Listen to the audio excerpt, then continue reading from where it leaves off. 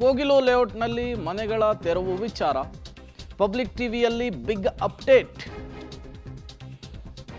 ಅಂತಾರಾಷ್ಟ್ರೀಯ ಮಟ್ಟದಲ್ಲಿ ಪ್ರಕರಣ ಸದ್ದು ಮಾಡ್ತಾ ಇರುವಂತಹ ಬೆನ್ನಲ್ಲೇ ಈ ವಿಚಾರದಲ್ಲಿ ಮೂಗನ್ನ ಪಾಕಿಸ್ತಾನ ತೋರಿಸಿದೆ ಅನ್ನೋದು ಗೊತ್ತಾಗ್ತಾ ಇದೆ.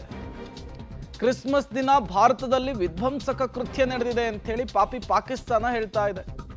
ಮುಸ್ಲಿಮರ ಮನೆಗಳು ಧ್ವಂಸವಾಗಿದೆ ಅಂತ ಹೇಳಿ ಪಾಕಿಸ್ತಾನ ಕತೆ ಕಟ್ಟಿದೆ.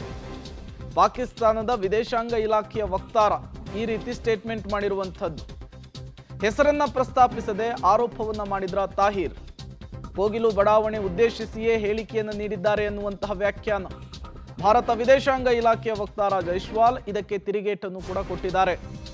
ನೋಡಿ, ಮೊದಲು ಕೇರಳ ಸಿಎಂ ಪಿಣರಾಯಿ ವಿಜಯನ್, ಈಗ ಪಾಕಿಸ್ತಾನದಲ್ಲಿರುವಂತಹ ಅಲ್ಪಸಂಖ್ಯಾತರಾಗಿರುವ ಹಿಂದೂಗಳ ಪರಿಸ್ಥಿತಿ ಎಷ್ಟು ಶೋಚನೀಯವಾಗಿದೆ ಅನ್ನೋದು ಇಡೀ ಜಗತ್ತಿಗೆ ಗೊತ್ತಿರುವಂತಹ ವಿಚಾರ. ಕಾಮಾಲೆ ಕಣ್ಣೋರಿಗೆ ಕಾಣೋದೆಲ್ಲ ಹಳದಿ ಅನ್ನೋ ರೀತಿಯಲ್ಲಿ ಪಾಕಿಸ್ತಾನ ಯಾವಾಗಲೂ ಕೂಡ ನಮ್ಮ ದೇಶದಲ್ಲಿ ಏನಾಗುತ್ತೆ ಅಂತ ನೋಡ್ತಾ ಇದೆ. ಈ ವಿಚಾರವನ್ನ ಯಾವ ರೀತಿ ಪೋರ್ಟ್ರೈ ಮಾಡೋದಕ್ಕೆ, ಹೈಲೈಟ್ ಮಾಡೋದಕ್ಕೆ ಮುಂದಾಗಿದೆ ಅನ್ನೋದು ಕೂಡ ಗೊತ್ತಾಗ್ತಾ ಇದೆ. ಮೊದಲು ತನ್ನ ದೇಶದಲ್ಲಿರುವಂತಹ ಹಿಂದೂಗಳನ್ನು ನಡೆಸಿಕೊಳ್ತಾ ಇರುವಂತಹ ರೀತಿಯನ್ನ, ಅಲ್ಪಸಂಖ್ಯಾತರನ್ನ ನಡೆಸಿಕೊಳ್ತಾ ಇರುವಂತಹ ರೀತಿಯನ್ನ ಫಸ್ಟ್ ಪಾಕಿಸ್ತಾನ ಸರಿ ಮಾಡ್ಕೊಬೇಕು.